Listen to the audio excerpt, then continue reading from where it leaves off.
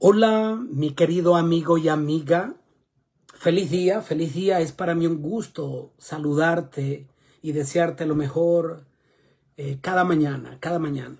Qué bueno es despertar feliz y contento y agradecido a Dios porque Él ha cuidado de nosotros. E iniciar el día y continuar la batalla de la semana, pues con esa confianza y esa seguridad de que Dios está al control, de que nos ama y que Él nos va a bendecir. En medio de las luchas y de las batallas, donde no todo sale bien siempre, pero en medio de esos conflictos o situaciones difíciles, recuerda que no estamos solos.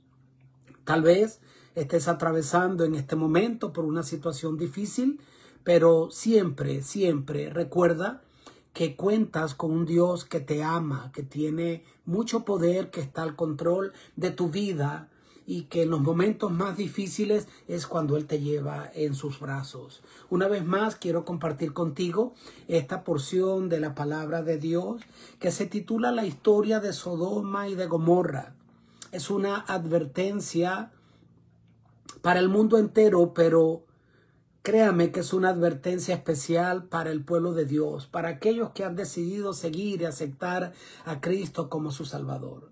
El estudio de este día está basado en 2 de Pedro, capítulo 2, los versículos del 4 al 11, en Judas, versículos 5 al 8, y en Ezequiel 16, versículos del 46 al 50. Es interesante ver que en la Biblia no se esconden las caídas de los héroes, ¿ok? De los héroes de la fe, ni de las rebeliones del pueblo mismo de Dios, ni tampoco pues esos pecados de las naciones paganas. Ahora, ¿con qué propósito ha quedado todo esto registrado? Con un solo propósito, con el propósito de que podamos ser advertidos y podamos aprender de historias pasadas positivamente, de fidelidad, y esas historias de acciones o formas de vida negativas que trajeron consecuencias tan terribles puedan también ser aleccionadoras para tu vida y para mi vida.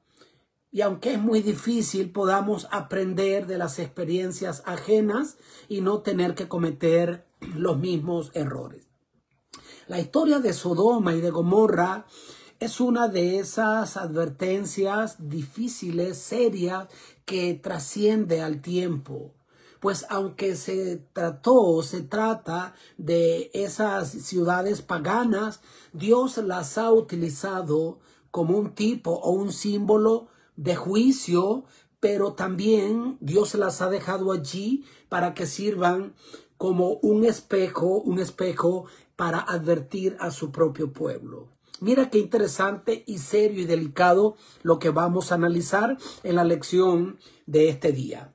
Los profetas y los apóstoles, especialmente el apóstol Pedro, Judas, Ezequiel, que es el contenido bíblico de esta reflexión, en ningún momento tuvieron miramiento en describir esa maldad. Sin embargo, lo que resulta muy sorprendente es que, fíjate tú cómo en Ezequiel, Dios declara que el pecado de su pueblo, dice, llegó a ser peor que el de Sodoma.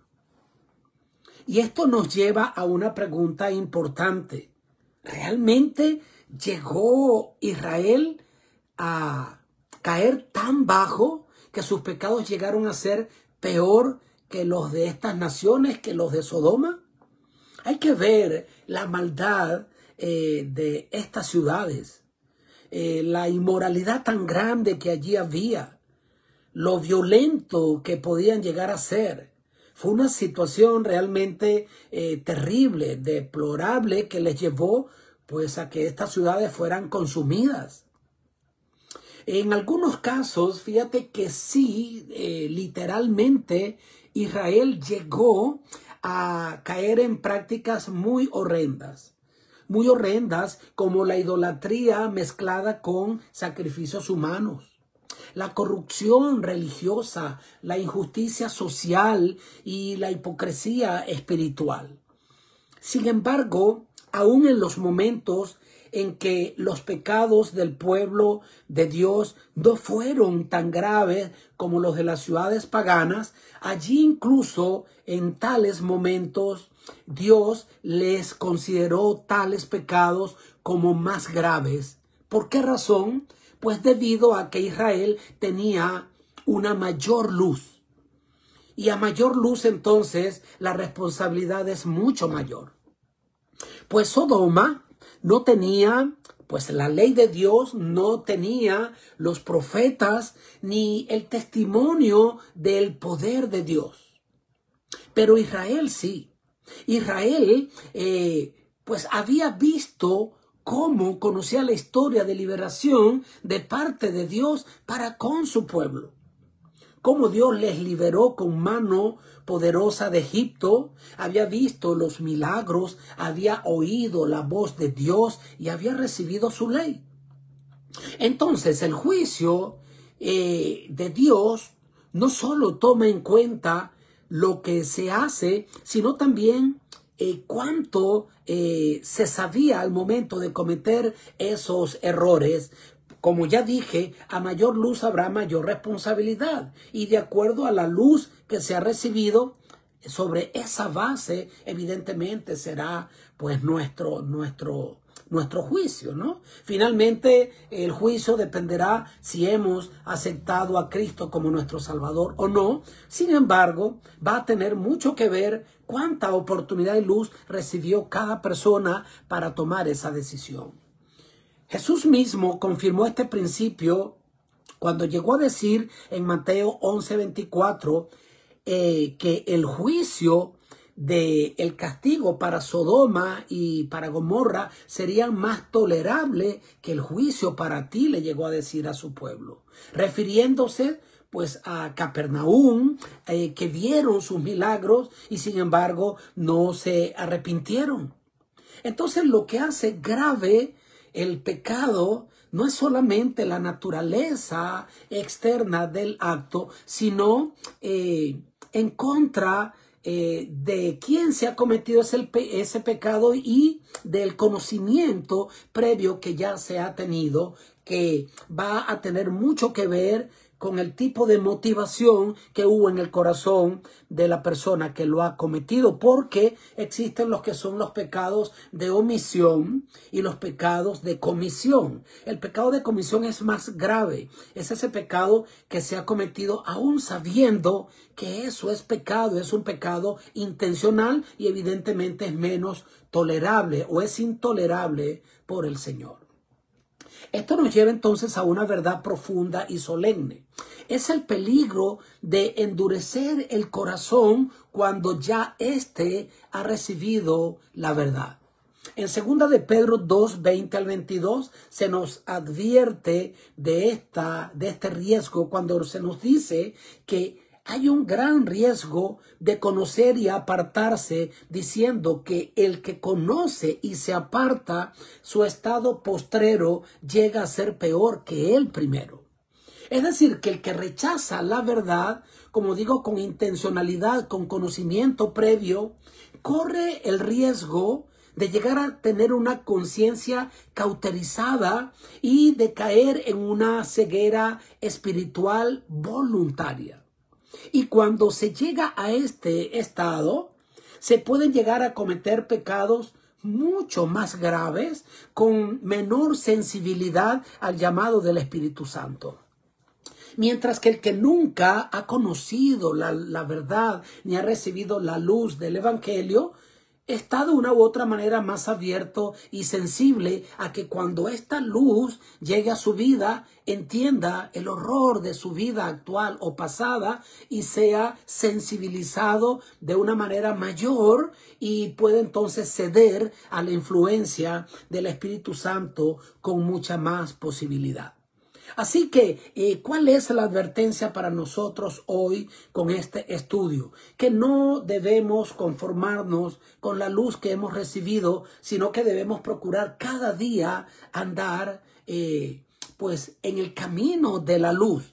del conocimiento y que la luz de la palabra de Dios nos pueda guiar. El hecho de haber conocido y aceptado a Cristo y sus promesas en algún momento de nuestra vida no es garantía de salvación, sino que si hemos recibido pues esta luz, podamos andar como hijos de luz. El pensamiento que algunas denominaciones sostienen, salvo hoy, salvo para siempre, y una vez que ya aceptaste a Cristo, ya no importa lo que ocurra después, ni de qué manera vivas, ni de si vuelves a dejarte guiar por el poder de Dios y de su palabra, es un estado realmente grave. Pues realmente la salvación es solo por fe en Cristo. Siempre, solo por fe, no es por obra. Pero este evangelio que nos ha alcanzado y que nos ha perdonado, tiene que ser un evangelio que nos transforme por la gracia de Cristo y el poder del Espíritu Santo actuando en nosotros. Fíjate tú cómo la advertencia de Dios va primeramente dirigido no al mundo exterior, sino a su propio pueblo.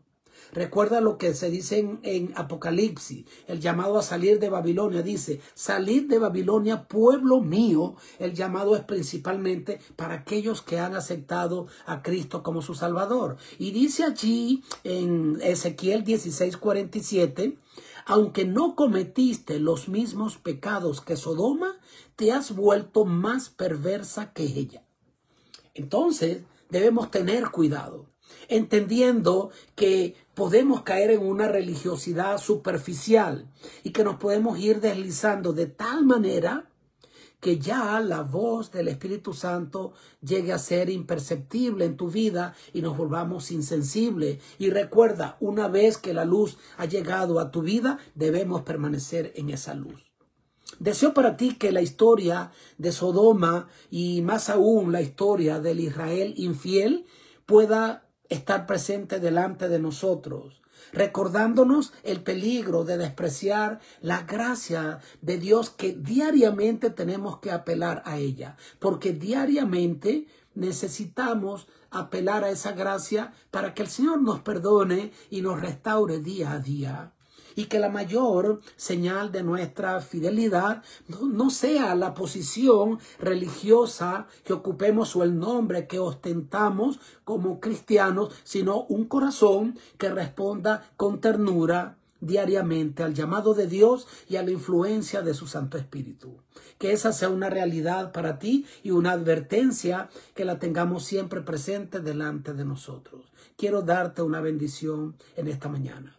Padre querido, gracias por tus bendiciones, gracias por este día maravilloso. Ayúdanos, Señor, para que todos nosotros, en especial todo aquel que reciba esta palabra, pueda recibir esta palabra, alumbre su vida y con tu ayuda podamos andar en el camino de luz, Señor, viviendo en fidelidad para servir y amar a los demás y entregar todo nuestro corazón a ti. Oramos en el nombre de Jesús. Amén. Dios te bendiga, mi querido. Dios te guarde. Deseo para ti un día lleno de bendición. Chao.